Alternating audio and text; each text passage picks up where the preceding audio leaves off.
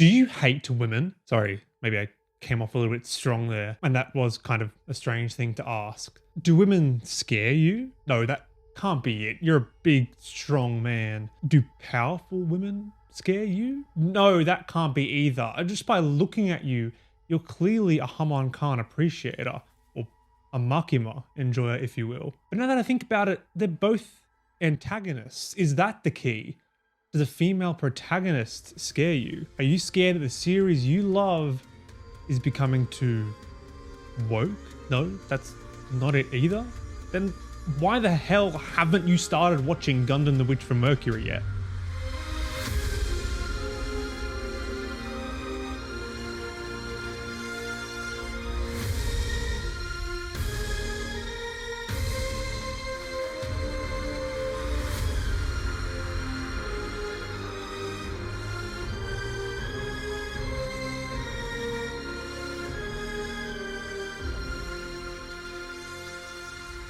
Gundam the Witch from Mercury has just come to a close, and myself and many others have really enjoyed this journey. And if you are one of those many others, I am going to get into a spoiler-packed retrospective a little bit later on. But for the rest of you, if the fact this show has remained in the top 10 and even taken the #1 spot in Anime Trending's weekly polls for best anime of the week and has clearly been making Bandai a very pretty penny through Gunpla sales isn't good enough proof for you, then if you give me a bit of your time, I'll try to explain why this series has become so popular and why it is definitely worth your time. Because I do hear what you're saying. Just because something is popular doesn't mean that it's good. And by no means is The Witch from Mercury a perfect Gundam entry, but it is pretty bloody good. And to help ease you into it, I'm going to start by addressing 3 of the most common complaints I've seen about this series. Number 1, the story is set in a school.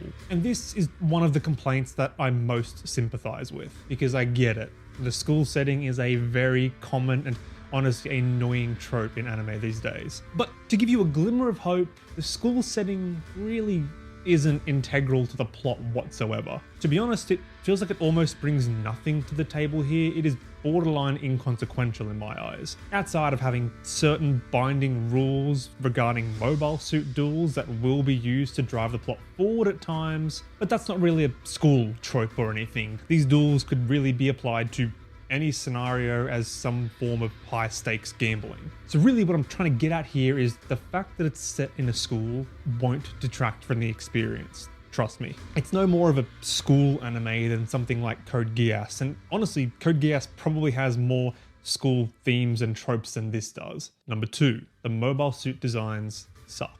And while I hear this a bit less, it's kind of fair to an extent. Personally, I'm not a fan of the original Gundam Aerial, which is the poster child for the series. And if you don't even like the look of the main Gundam, why even bother watching the mecha show in the first place? Sure, most of us do want a good story to follow, but let's be real for a second here. A lot of us are here for the cool mecha fights. And all I can say is if you are in a similar thought process, it does get a lot better. The Aerial itself gets a massive facelift partway through the series, and we are introduced to some really damn cool mobile suits as the series goes on. Yeah, some of them do stray a little bit from what you might be used to, and honestly give me this Armored Core vibe even, but a lot of them are really bloody cool in their own right. And as the cherry on top, the animation is just goddamn beautiful. Everything just looks so fluid, and I gotta be honest, this series has some of the best fight scenes in all of Gundam. The only downfall in my eyes is the thematic impact and the scenery. Don't get me wrong, of course you're still going to get some really damn impactful fights, but you aren't really going to get any creatively gorgeous set pieces like the colony drop battle scene in Double Zeta, or the attack on Hong Kong City, or even the battle in the colony laser in Zeta Gundam. Instead, for the most part, Witch from Mercury is essentially fight in the void of space, or fight in a soulless, randomly generated terrain in the school, which was a little bit of a shame. Number 3, the protagonist sucks. And for that, just rewind the video to the very beginning and watch that again. Genuinely, all things considered, Suletta is a really good Gundam protagonist, and here's a hot take for you. I genuinely believe she's a better protagonist than Amuro Ray. In case you didn't know, I don't really like 0079, the original Mobile Suit Gundam. I find it super boring and honestly find Amuro pretty mind-numbing to watch. That is, until he has a supporting role in Zeta Gundam, but even then, it's still Which also gives me a perfect excuse to say, don't gatekeep Gundam. And more specifically, don't let anyone whose favourite series is the original Mobile Suit Gundam gatekeep you from watching Gundam. Because personally, I've loved every single other Gundam entry I've watched outside of the original 0079 Mobile Suit Gundam. That is the only one I haven't liked. Which is also why I tend to recommend starting your UC Gundam journey through Mobile Suit Gundam The Origin, but that is a whole nother topic for a whole nother video. So getting back on track, hopefully that's given you a bit of perspective on some of the concerns people have with The Witch from Mercury and why you shouldn't really be concerned about them at all. Now, let's chat a bit about the story before getting into spoiler territory. The Witch from Mercury strays from the traditional Gundam formula, being more of a personal drama rather than a war-backed space opera. And as a byproduct of that environment, we're not following any factions, so to speak. There's no Zeon or Federation equivalents in this show. But regardless, the divide between the Earthians and Spacians is still very prevalent in this series, so if you are a hardcore Gundam fan, you can feel a little bit at home there. So in lieu of your typical war setting, we are getting down to business.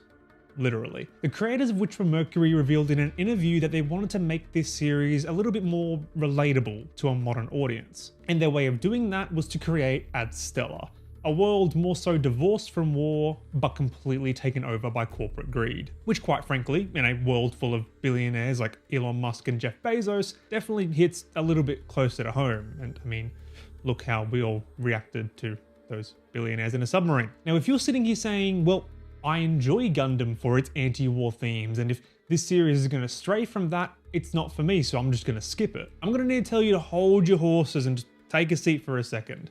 And let me just ask you this. Do you like Zeta Gundam, one of the most highly acclaimed and well-respected Gundam series out there? Or maybe even War in the Pocket? I mean, come on, most people consider that series Gundam's magnum opus, and it is very clear and in your face about its anti-war messaging. But here's the thing, regardless of their anti-war themes, both of these series, more so than any other UC Gundam series, are interpersonal dramas. They are both heavily focused on their cast, and rather than the drama being something tacked on, it is integral to moving the plot forward. That's right, there is a reason I refer to past Gundams like Zeta as a space opera. Because whether you would like to admit it or not, Gundam has tricked you into watching a drama. While not as inconsequential and episodic as the dramas your mum or grandma might have watched on daytime TV, you have once again been conned by giant robots into caring about interpersonal relationships. Which really has always been a main theme of Gundam since its inception. Like, come on, new types as a whole were based off the premise of people understanding each other on a deeper level. And obviously this gets expanded upon in its sequel Zeta,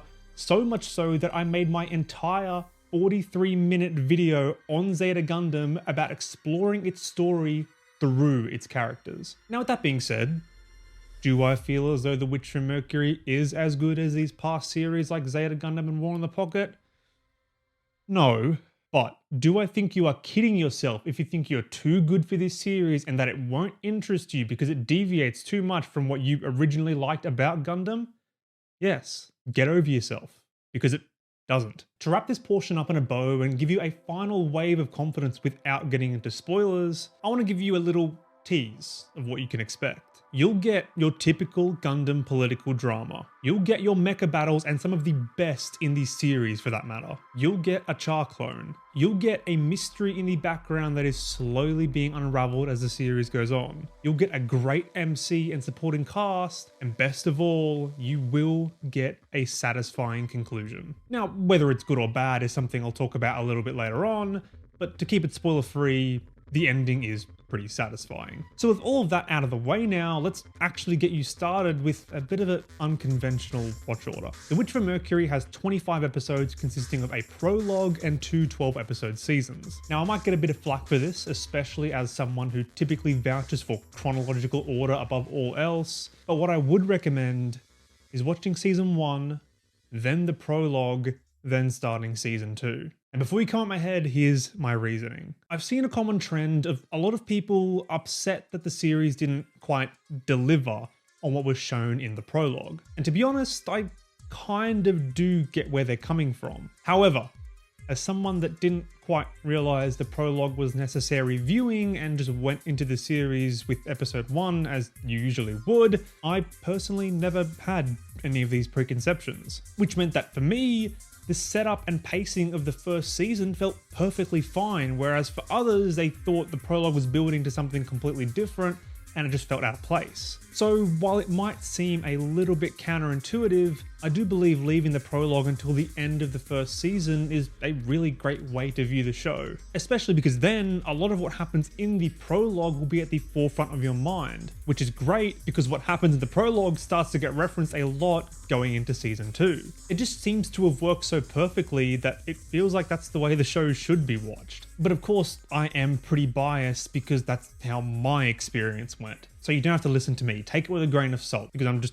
a guy talking to a camera right now, so what the hell do I know? Now, without any further ado, we're going to jump straight into spoiler territory. And the very first thing I want to talk about is the ending. Whoa, whoa, whoa, you might be saying, getting the cart a little bit before the horse there. At least fucking wine and dine me before you get to the climax. But no. Fuck that. Let's be real, a lot of you would have just finished the anime for yourselves and are probably going onto YouTube to see other people's thoughts of it, which is of course exactly what I did too and why I wanted to make this video in the first place, so here I go.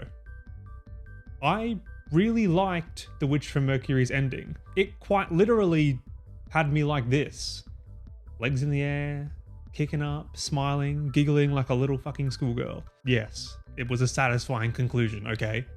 This finale was truly the culmination of everything we'd been working toward throughout the series, and everything that needed to happen, happened. But that's also where it kind of fell apart for a lot of people. Because while yes, it all came together, it was a little convenient. And there's the caveat of there being really no tension to get there. It's not like there's nothing. We do get a bit of pushback from Eri and Prospera, as well as the Space Assembly League and their giant space laser, but this all kind of just gets dealt with. I can appreciate the handling of Prospera because it is great for Soleda's character. She finally says no and directly disobeys her mother, even after her mum begs and pleads and tells her about the data storm infection and how at this point all she really cares about is Eri being able to live in a world created just for her. She still says no.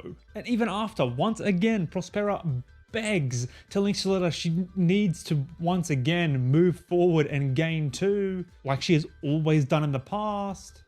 Soleta refuses, telling her mum, well, probably the first time, that she's wrong, which is just in direct contrast to the end of season 1 where she blindly follows her mum's orders. This is a great character moment for her and in my eyes the definitive end of her character arc. She's finally broken free of the stranglehold her mother had on her and can now even stand up to and challenge her beliefs. And once it's all said and done, ironically enough, Prospera is the one that moves forward, and in doing so, gains 2 daughters that she almost lost. With that being said, it is kind of hard to excuse Prospera, which is another disconnect for a lot of people. While yes, in universe, Shadiq took the fall for everything from the attack on Plant Quetta to Quiet Zero in and of itself, which clearly goes to explain why Prospera wasn't prosecuted, that still doesn't feel like a just conclusion. Because at the end of the day, she still murdered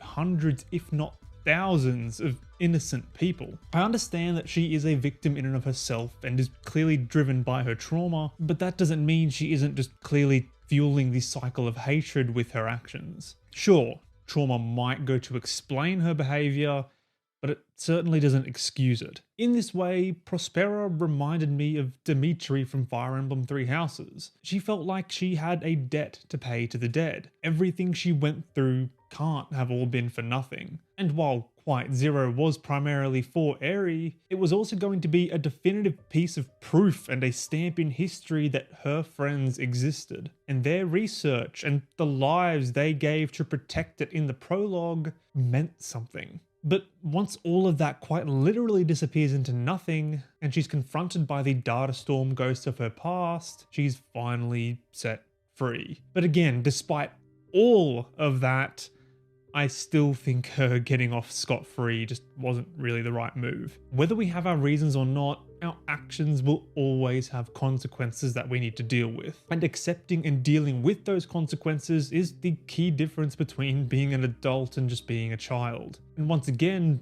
ironically enough, both Mirene and Suletta have matured and grown throughout the series by facing what they've done head on and moving forward. Maybe that was the intention, to show how adults, particularly those in the positions of power, are ruining the world around us and never held responsible for it, while younger generations are just left to pick up the pieces. And if that's the case, it's a brilliant piece of meta commentary for sure, but also rightfully frustrating from a storytelling side of things. Personally, I don't hate it. Like I said, I did enjoy this ending, but I can understand how other people would feel about it. Then we're back to the fact that everything just gets straight up dealt with and shut down via the Gay Pride Rainbow Permit score. And again, I don't hate it. Yes, we got a space magic ending and the universe's problems weren't officially solved, just kind of band-aided, but that didn't matter too much to me because that's not really what the series was about. Similarly to the ends of both Zeta and Double Zeta Gundam, the problems of their universe still exist, and if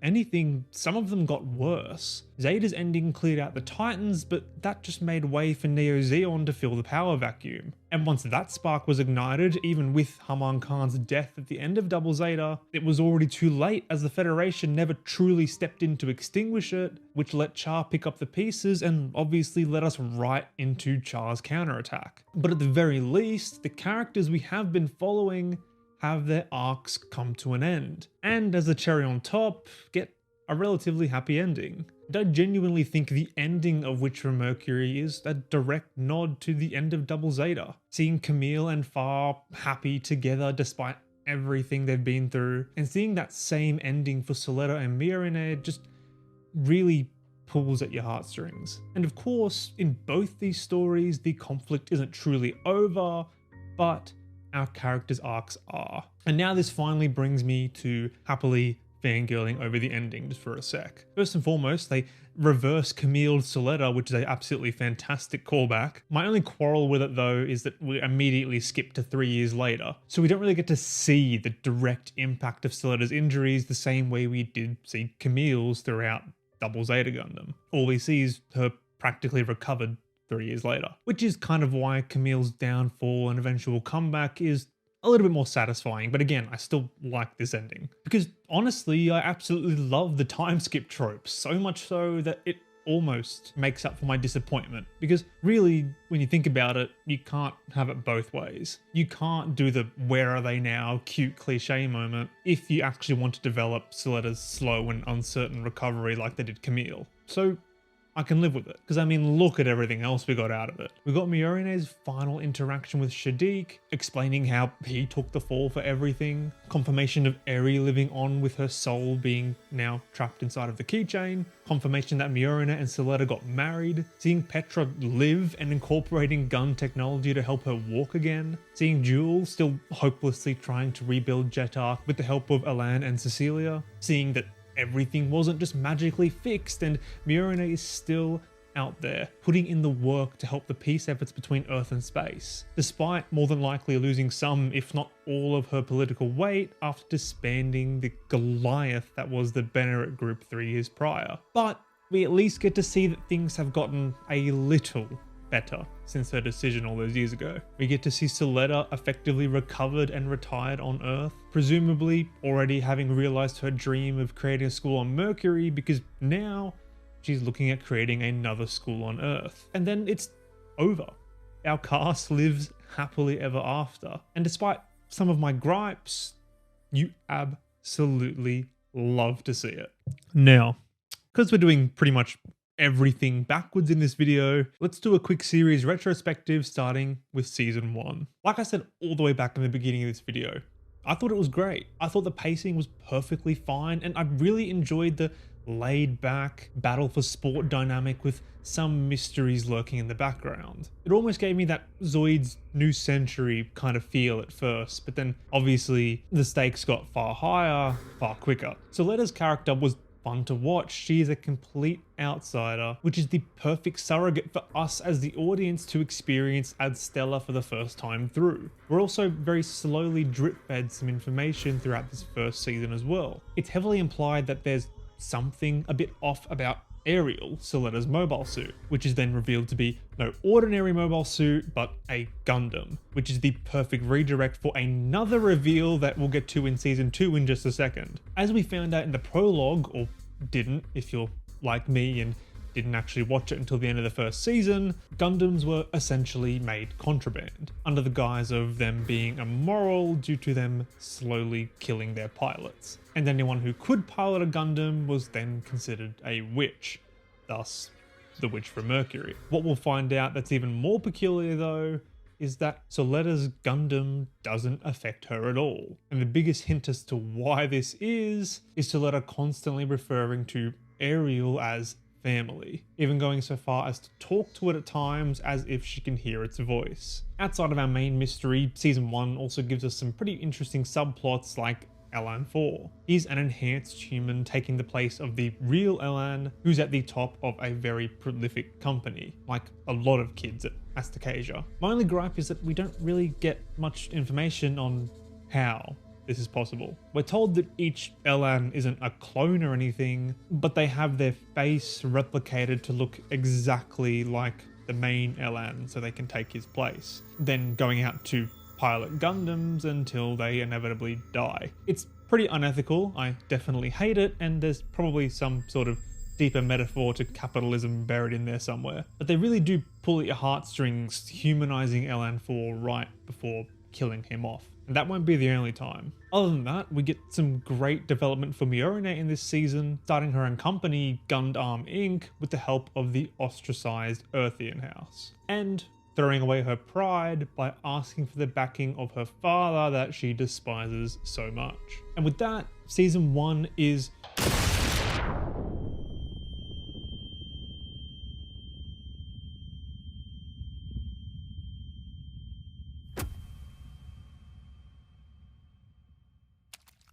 yeah, we're not quite done yet. In the very final episode, we are introduced to real combat. The attack on Plant Quetta was a great breakaway from the more peaceful-ish Gundam series we've been experiencing thus far. There was some real stakes here, and it is where we're properly introduced to the witches from Earth, each piloting their own Gundam and absolutely devastating Plant Quetta, because fuck spaceships, am I right? In the midst of this conflict is where pretty boy number 1, that I haven't really actually mentioned this whole video, Jewel, accidentally kills his own father and is captured and sent to Earth. And then just when you thought it was all over, the Witch from Mercury, like every Marvel movie these days, pulls out an end credit scene that is integral to the plot. I'd almost say missing it could flatten the impact of the series.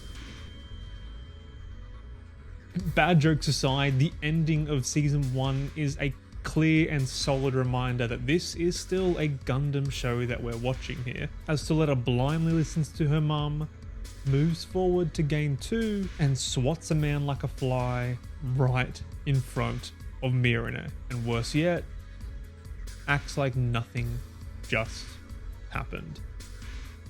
God damn. This ending really sets the precedent that after season 1, which was more structured and well put together following Miorine, season 2 is going to be chaotic, hard and fast, and focused on saving Soleda, which ironically means each season saving each respecting character fits each of their personalities, and does it ever deliver on that idea? While the first episode of season 2 drags its feet a little, lingering on the end of season 1, we are very quickly thrown into the deep end, taking emotional hit after emotional hit. The witches from Earth sneak in among us and absolutely devastate the school, straight up just killing other students until Soleda can come in and put them in their place. And it is not pretty. A short battle ensues until one of the witches, Sophie, is inevitably killed by the Gundam's curse. And Nerea, the other witch, is left scared to all hell of what Suletta is. Because to her, it doesn't make any sense. She can't comprehend how in the world Suletta is piloting this Gundam so fluidly and utilizing all of its gun bits in such a crazy way, all without any repercussions. And that's when the bomb is dropped on us, the viewers, that the Ariel isn't just any other Gundam.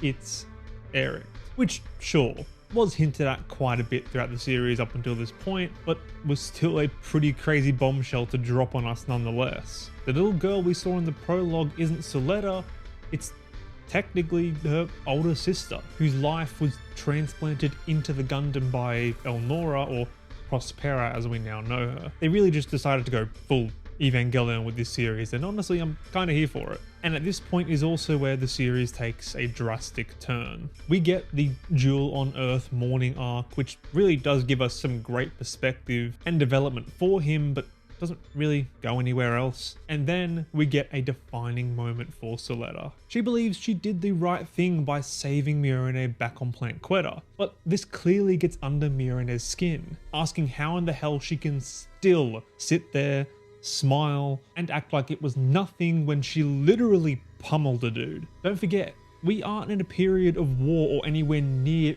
any periods of war for that matter. And while yes, it was a direct attack on them and was a life or death situation, the fact that she could just act like that with no second thought or remorse just because her mum said so is rightfully concerning. So Miorine asks her, would you do anything your mum tells you to do? Even give up your dream of starting a school on Mercury and using the Ariel for war? And Suletta straight up says yes without a second thought, which brings us to Suletta's harsh downfall, brought to you by those closest to her. All things considered, sure, setting her up for failure in a duel that was rigged from the start and tearing the machine she considers family right from her grasp is a little harsh. But that harsh reality check was needed badly. This brought up an interesting question though. Why did Prospera allow this to happen? Well, as we soon find out,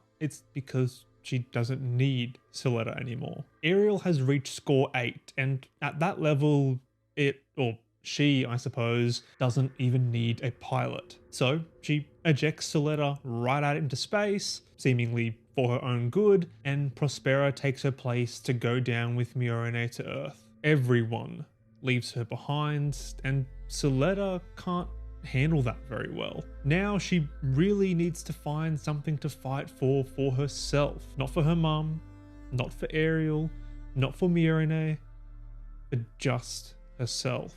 And then before she really even gets a chance to do that, everything we have seen and accomplished thus far, both figuratively and literally, gets dismantled right before our very eyes. Hope for cooperation between Earthians and Spatians squandered and blamed on Miorine. The school we've grown through down to the damn tomato sheds Suletta and Miorine were so proud of, destroyed. Norea, the other irredeemable witch from Earth that we finally got a bit of humanization for, straight sniped out of the sky. Even down to minor side characters like Petera, who were just trying to help Suletta, fucking crushed. But hey, at least she lived. Needless to say, we took a bit of a dark turn, and it does get a little worse before it gets better. In the end game, we're introduced to Quiet Zero, the thing that Prospera has been working on and building towards throughout the entire series. It's essentially a massive node chip, whatever you'd want to call it, that can be controlled by Ariel. What it can also do is amplify a data storm, which allows Ariel to take control of literally anything that uses Permet, which in Adstella is pretty much everything. Permet is a mineral that's been used in pretty much every single technology throughout Adstella, whether that be through mobile suits, cameras, and even ships and the missiles that ships use. For example, the tracking technology in those missiles would be controlled by Permet. It also acts as a pair of training wheels for a lot of these technologies, as things that are made with Permet can connect with each other as well as neurally to people,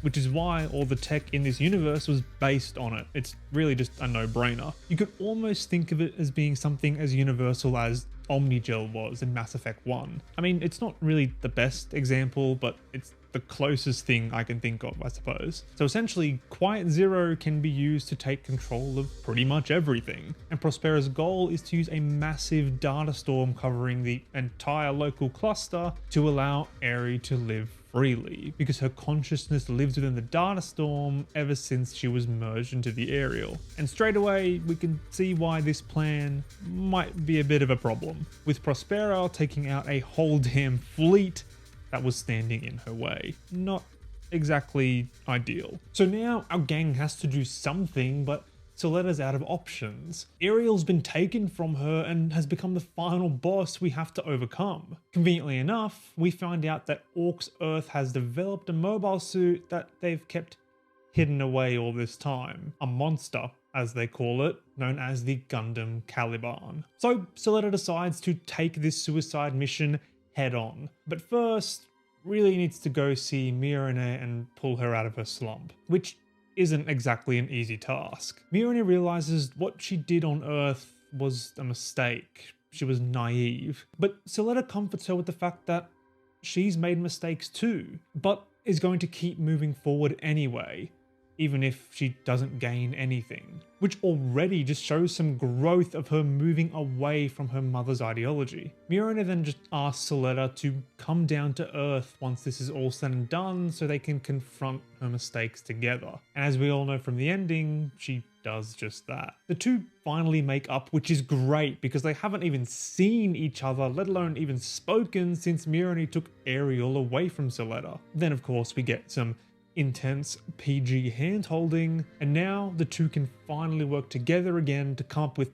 some sort of plan to stop Quiet Zero. And what they come up with is risky, but it's the only shot they got, so they take it. Soleda wants to talk it out with Eri and her mother, but that's not an easy job with Quiet Zero being active. So step one is to take that thing offline. To do that, their plan consists of Soleda piloting the Caliban and distracting Eri long enough for Mirone and co to get inside Quiet Zero and stop it from the inside. Seems simple enough, but again, this won't be easy, as when Soleda pilots the Caliban, for the first time, she feels the true effects of the Gundam's curse. Then when she gets out there and does confront Ariel, we get one of the coolest fight scenes in this whole show, and maybe of Gundam overall, between the old poster child and our new white devil, which in and of itself is kind of a callback to 0079. The Caliban is crazy, and with Soleda as the pilot, she goes absolutely nuts. And when you consider how broken the Ariel is, the fact that she can even keep up, let alone contest it,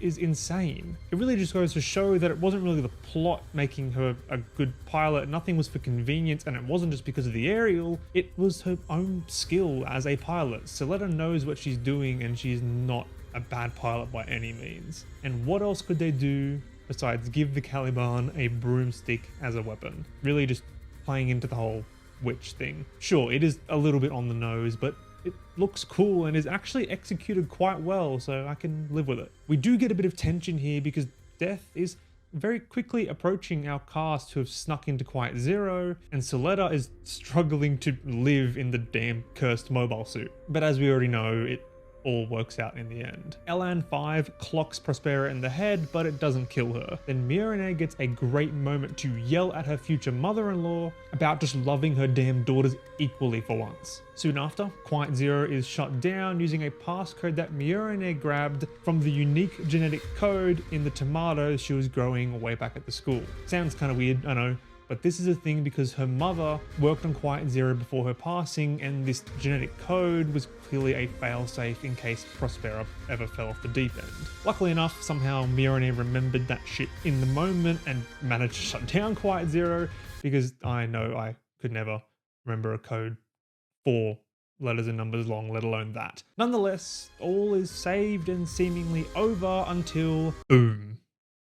giant space laser erupts out of nowhere, and Ariel seemingly sacrifices herself to absorb the impact and protect everyone from it. Of course, as we know, she later lives on. Then all we're left with is the final episode, where Suletta finally stands up to her mother, exceeds score 8 in the Caliban, and essentially stops the battle before it ever begins. Which really just goes to flip most of Gundam we've seen over the years on its head. Typically, we are used to a massive final battle, whether that be a three-way conflict or just some sort of spectacle. But this time around, yeah, we got a spectacle, but the final battle was really more of a personal one. Because our real final mecha battle, at least, was with the Ariel last episode. And of course, the true final battle for our protagonist Suletta is overcoming her mother's influence in this final episode. Everything else was really just surface dressing. So the fact that Suletta broke through everything,